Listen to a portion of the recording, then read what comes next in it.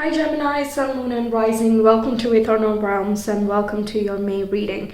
Let's get into the astrology a little bit. We have another major eclipse taking place in this month, and this one's a lunar eclipse at time of the full moon.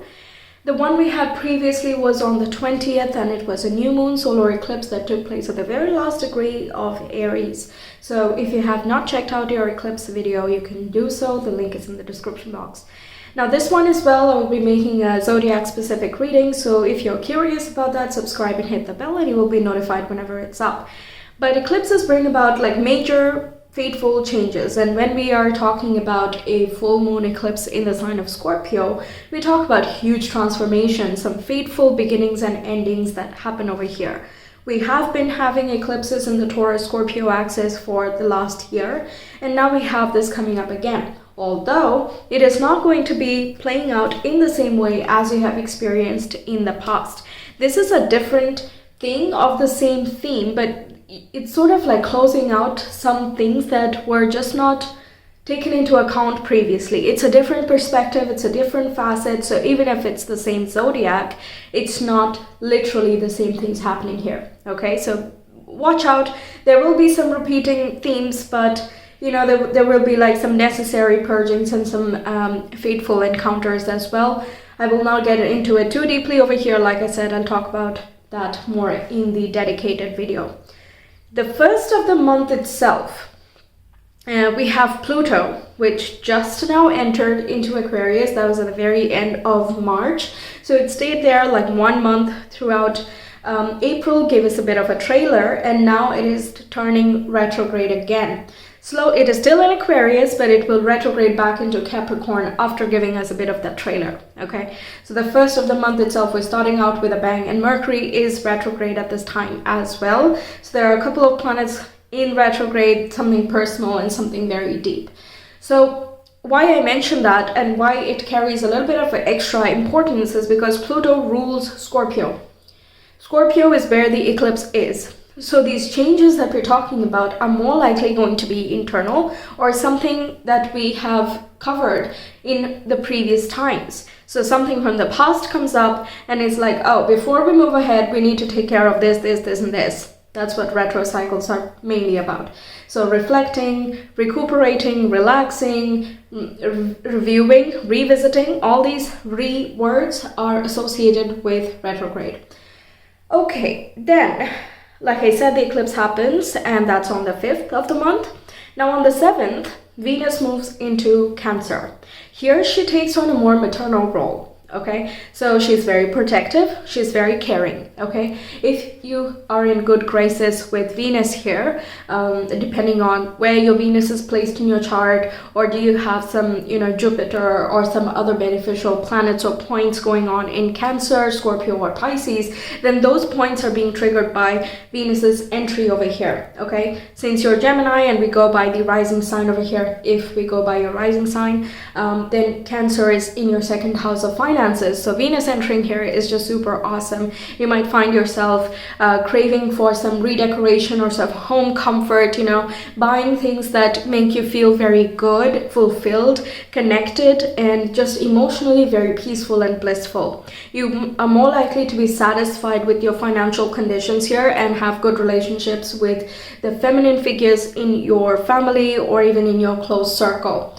Then this can talk about looking at what is worth to you. Okay, and by that I mean you can be decluttering based on your emotional inclination towards those topics. For example, if this picture does not bring me joy, I don't need to keep it framed and in front of me all the time, because even though we don't give it that much credit, the things that we surround ourselves with, the things that we interact with constantly, be it through our focus or through our time or money, those things have a very close link with how we are feeling about ourselves and our lives at that time too.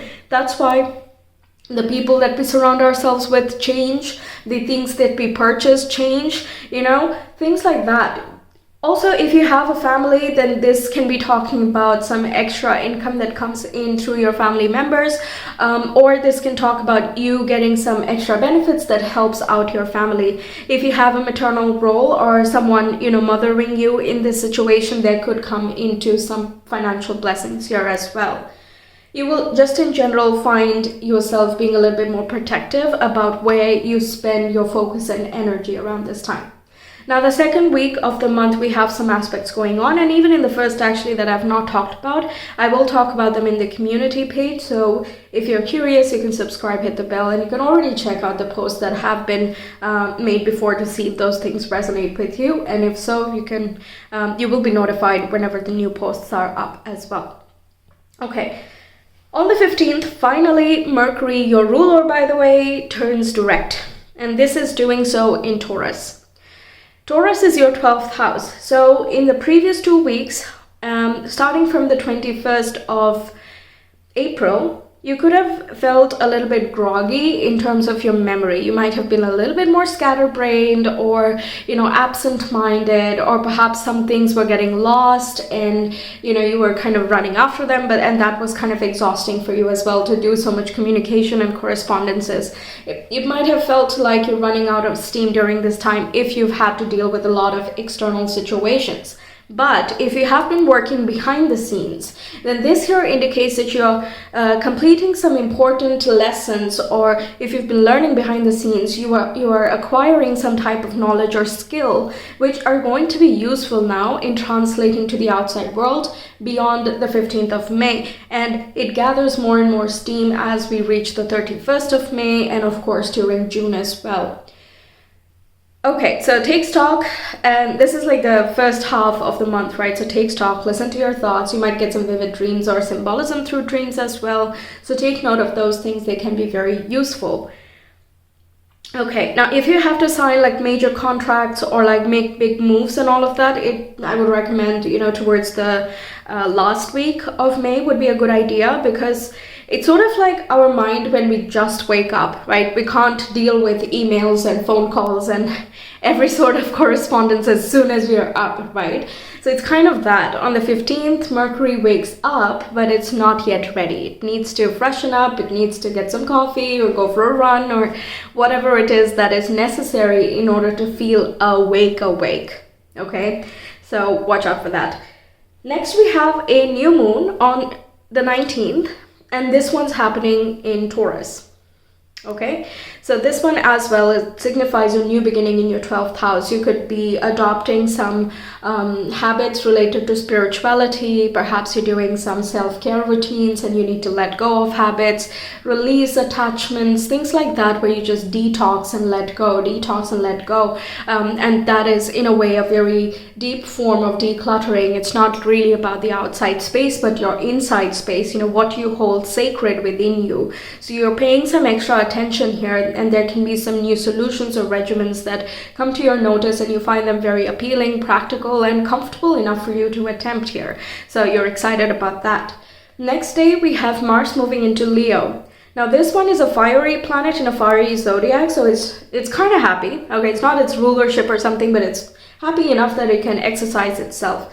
So over here, the shadow aspect would be that there can be some inflated ego, inflated pride that you see around in general, because obviously this is happening for every single person.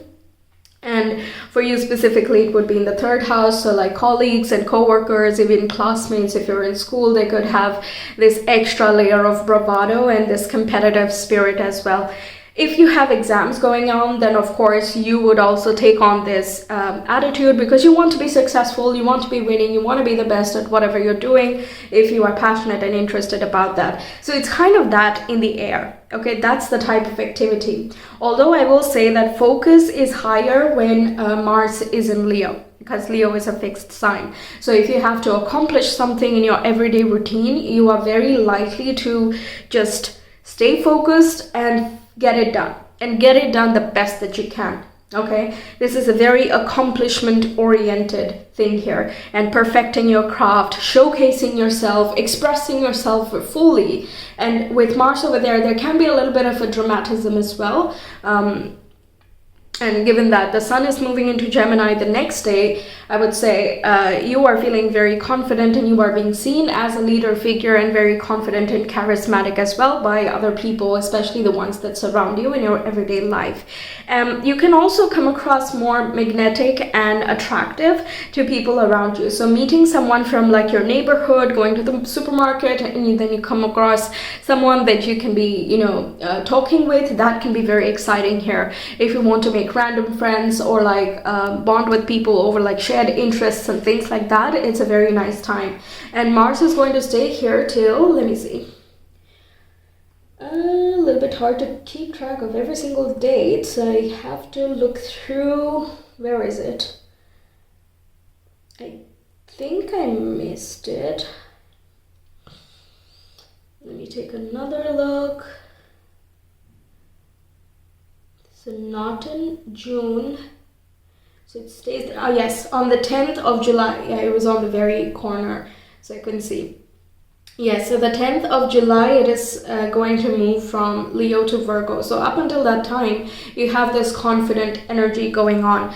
And something that I've noticed, I don't know if it applies to everybody, but at least like if you have the sensitivity to the stars and the planets and what they do here, then you will notice that towards the beginning of any transit, we see kind of the raw formations of it. So we see a little bit of the shadow side, or we have some underdeveloped qualities, like yes, we feel confident, but we're not focused enough, or we're not feeling as confident as we could feel, things like that. And that's kind of understandable, right? When you start learning something or start experiencing anything, it's not like you can get the hang of it immediately. So in the beginning, you might feel as though people are arrogant or prideful, or it's getting too boastful or competitive and so on. But as the months progress, as the days progress, you're like, you know what, I'm up for this. Okay, so you want to go for a bit of competition? Here we go. Okay, because the things that you have learned in the background when all these planets were in Taurus, you've gathered a lot of skill and expertise. Okay, so it's time for you to shine beyond the 21st during your season. Now, in the last week, we have more aspects going on. I will not talk about them. They will be in the community page, like I mentioned. Let's begin with your tarot. So let's see your oracle message of the month. Thank you, universe, for helping me see beyond the limits of fear. Thank you for expanding my perceptions so that I can see what is of the highest good. This is very spiritual, and honestly, this card does not come up very often. This looks like a heart and a mind opening. I think you're sorting some sorts of information, things that have been going on for some time. I think you're finally getting that, deep processing type of cycle, okay? And whenever we have a lot of planets in the house previous to us, so if you're a Gemini, Taurus comes before you sequentially. In Taurus season for you is a time of decluttering, surrendering, and letting go. We can reprioritize or move things around according to what we want to be accomplishing in the coming year. And when the sun hits your zodiac, that's the time of that new beginning and putting into application the things you have taken stock about. Okay, so over here it indicates, what have I been afraid of? What have I stopped myself from attempting or trying or exploring? That is being worked through or dissolved during this time. You're adopting more self-care methods, which can help you cope with anything that you imagine would come up. All right.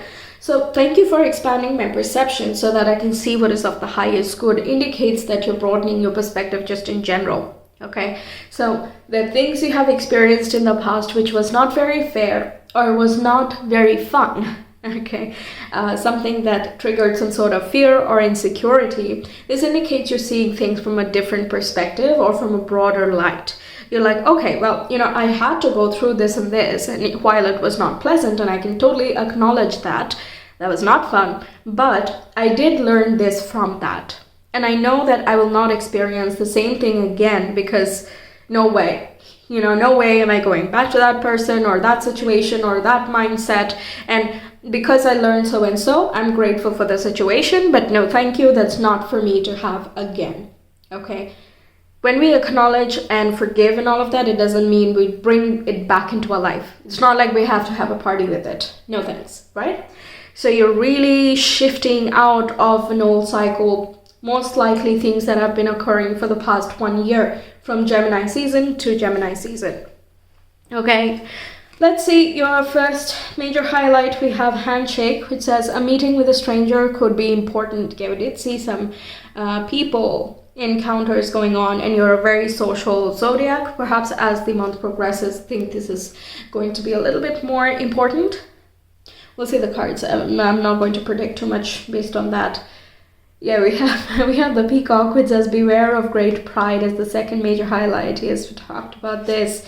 And we have the rooster, which says an arrogant, boastful person you should not cross. Okay, there could be a little bit of a tiff with some coworker or classmate, someone in the neighborhood, perhaps. If you share your living with someone, then but you're not like family, or you don't really have familial or very close relationships, then they could be technically your neighbor, even if they're sharing the next door, right? So people around that could be causing a little bit of tension. You don't really have to engage with it though. That's, I think, what the rooster is talking about. Just don't get involved. Don't cross them. You don't have to be best buddies with them. Things of that sort. And beware of great pride. It can be that overconfidence that can happen with Mars in Leo. That's obviously always a part of this, but it doesn't have to get there, right? It's not always that every Leo is egotistical and every Leo. That way we're kind of creating stereotypes, right? So beware automatically indicates that if there is a chance to not be involved in the first place. Okay. All right. So your tarot cards, we have the Knight of Pentacles. We have the Eight of Cups. We have the Ten of Swords. Yeah, see, always, whenever we deal with the previous zodiac, Taurus season for you guys, we have to go through some sort of ending. It happens to like every zodiac, okay? From January itself, I'm noticing that when it is Aquarius season, and like Capricorn time happened, Aquarius was going through some sort of purging and releasing and so on. And then when we came to Pisces season, Aries was going through some sorts of shifts, things like that. All right, we have a Two of Pentacles. And we have the Magician. All right, this is really nice because this corresponds directly to you. This corresponds with Mercury, who is your ruler, and we are seeing a lot of activity there. We already talked about this, so I'm not going to get too descriptive on that. We talk about the skills that you've developed in the background, and you're becoming more of an expert in whatever you're desiring. Okay, that's what's coming through over there. You're putting in a lot of work, and I think you have a methodical and focused approach this month. And I don't see this pride coming from you. You're capable, so you're just doing what you do. But I think someone else is getting insecure and triggered as a result of your capabilities. And they're like, oh yeah, you want to be the best? I will show you. And you on the sideline be like, okay, well, I was not really trying to compete, but okay. Sure, go right ahead, do what makes you happy, man. All right. So you're not engaged, but you definitely are confident in your skill. But it's a very grounded approach. The Two of Pentacles and the Explorer both have a grounded approach. You're not taking on more than you think you can handle. Because you're making that purging, letting go, not going back to past patterns and habits a priority. Two of Pentacles, the things that you take on in your everyday life and whatever makes your life busy is really a combination of your priorities each and every day. Pick up the kids from school, study yourself, deliver some sort of email, do the laundry, do the cooking, whatever things are that you surround your life with. Those are your priorities in that given moment. So there can be some movements that you're doing here, or some juggling act you're trying to perform in, like, okay, I will make self-care a bigger priority, or I want to study, but I also have to teach, I have to guide people, but I also need to be guided myself, and I need to manage these different things that are happening here. The first half of the month would not be as busy, but as you progress towards the middle and more so in the later half of the month, you will find yourself getting very, very busy. Kind of like you're spinning a lot of plates, there's a lot going on, but you're managing it all because, I mean, you're a mutable sign, you're more adept at dealing with this than some of the other zodiacs. Eight of Cups can talk about releasing some sort of emotional difficulty as well. Ten of Swords is like something that has been ongoing for quite some time, that is coming to a close. And it's ending for good. And you can finally move on. It's like done and dusted. You don't have to go back to it again. You don't have to keep revisiting the past. That is not beneficial, not helpful, and it's not even a guide anymore.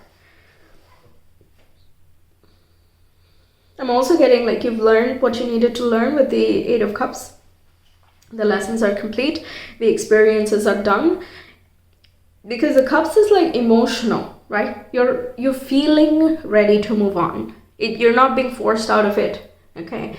It's not like that. You're just feeling ready to move on deep down. And I think you're acknowledging that deeper feeling here.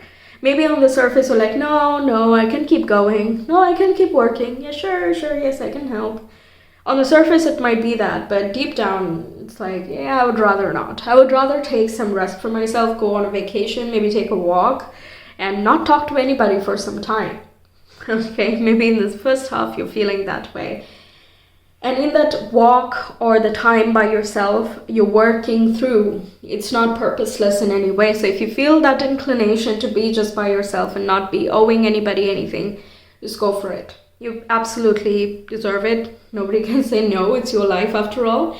Then we have the Ten of Swords, like I said, where it might feel like I'm so used to having this problem or used to having this pattern that it's hard to let go. But you know that it's time. You know it's time. You know you're ready, and it's just a matter of release. That's it.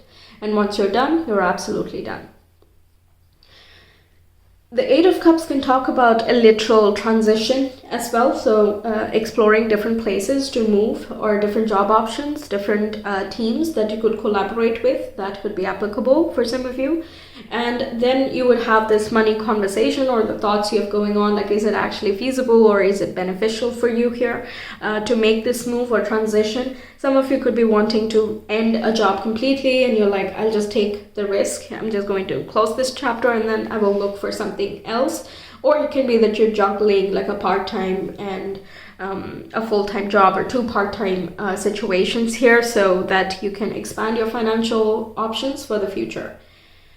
Some of you can be communicating. If you are generally a communicator, you can be teaching or you are writing something, and this has taken you some time and you probably have been working behind the scenes for this one, but it is now time to publish that. In terms of love and relationships, you're also very determined to not repeat previous patterns, and I think you're switching things up based on your current lifestyle, your current priorities, and what you foresee for yourself. Now, the Magician says that you're very clear about those things and you also communicate very clearly about those things with anybody that you meet. And if you are in conversation with someone, this indicates that you have more connections going on and there's a chance of meeting physically as well if you have not. Okay, your oracle cards. We have accept and receive. We have creator fire, very nice. This is again pointing to the Mars and Leo, but it's a little bit greater than that. It's kind of a higher vibration. It doesn't have that boastful, arrogant quality that we were talking about here. It's about honoring that sacred space like I talked about earlier. Respecting your focus, your attention, and you're driving your passion in a very funneled and focused way. That's the point of this. Fire gives you food, it nourishes you, it warms you, it keeps you alive.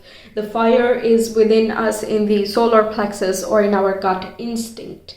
The actions that we take, the movements that we make, all of these things are fire energy. So very important stuff, and I think you're very particular about caring for your energy levels and things like that. And finally, we have Creator Alchemy. We have two Creator cards, which is obviously perfect with the Magician especially. It puts you in a master position. You are the master of your reality. You create what you desire and you shall have it because you're the master.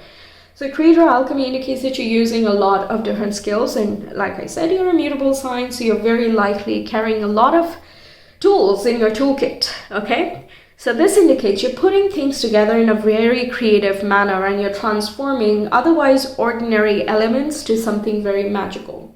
So it can be shifting your routines around, but somehow it has a much better flow to it, which helps you be in the right mindset for each of the things that you have been doing. So it just overall makes you feel like, I like getting up every day. I like going through my day every day. You know, even if you're doing mundane tasks, it kind of flows with everything else you've been doing. For example, if you wake up early and then you have this intense workout, you don't want to be doing intense work right after the intense workout, right? So you want to take a bath, or, you know, you want to relax for a bit, have a glass of water or things like that. So you're adding a little bit more of that flow and organization, and you're making it all fit perfectly.